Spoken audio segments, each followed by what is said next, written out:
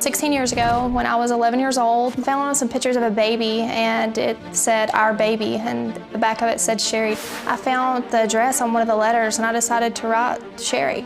I never heard back from Sherry, and I just let the whole thing go. 2 years ago, out of the blue, Sherry found me and contacted me. After we met Sherry for the first time, she decided she was gonna move and live with my dad. At first, I was excited, like, hey, she's moving down here. I'm gonna have a relationship with my sister and her children. But I quickly realized Sherry is all about chaos everywhere she goes. It was like having a tornado move into my dad's house. Her kids were very unruly and said curse words, did not know how to follow rules, and they were just a mess. She was convinced I was jealous of the relationship she was forming with my dad.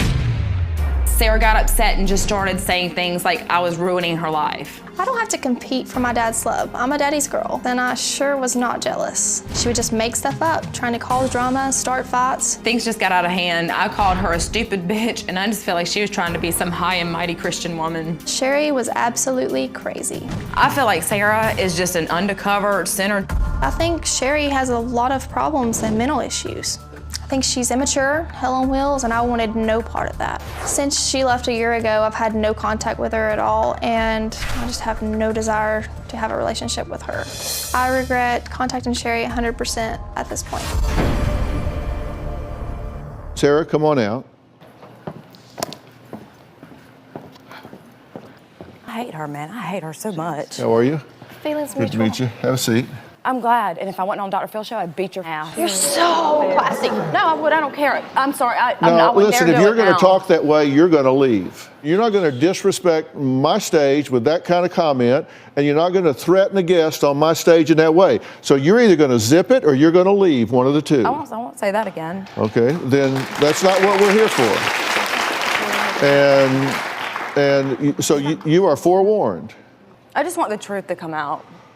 You got a funny way of going about it. Thank you for being here. You two haven't met before, No. so you're meeting Nice to for meet the you. first time.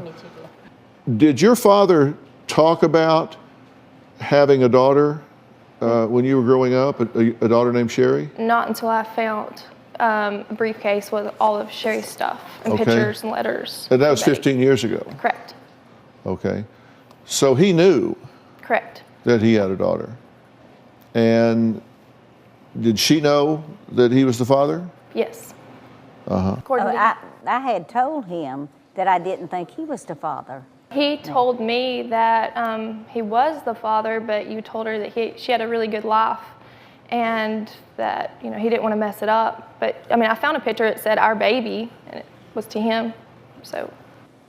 Well, was that my handwriting that wrote on that, or was that his now? It definitely wasn't his. So he did know that it was his child. Yes, he knew. And they did correspond about it. Yes. And he did have a picture that said "Our Baby" on the back of it. There was a lot of pictures actually. There was some newborn. There was some maybe toddler, 4 or 5. There was a stack.